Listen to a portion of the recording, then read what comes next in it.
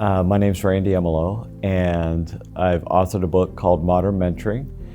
I'm a leadership and development consultant, and I came here because Terry had connected with me and thought that I might bring a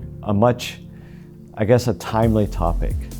World War II, well, I say the greatest generation, quote unquote.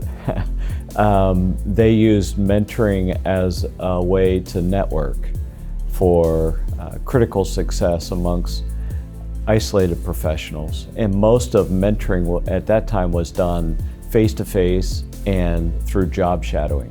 So a lot of times that's what organizations, when they think of mentoring, they think, oh, it's you assign an older person to a younger person to show them the ropes.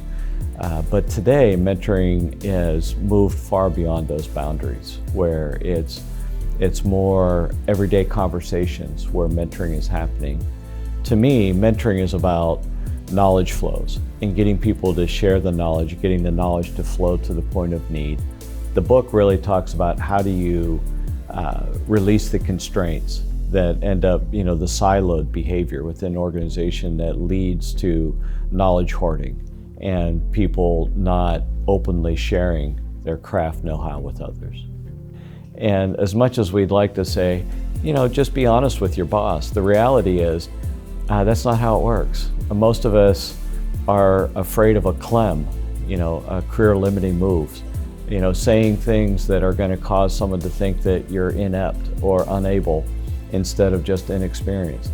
And so it's often easier to connect with someone who's not in your direct line of command or chain of command to really share the things that aren't working, the problem areas, the difficulties and the struggles, and to have that socially supportive person also have an understanding and experiences that they can relate to the individual, so that learning becomes, really simple, relational, it's really practical, it pays off in immediate actions.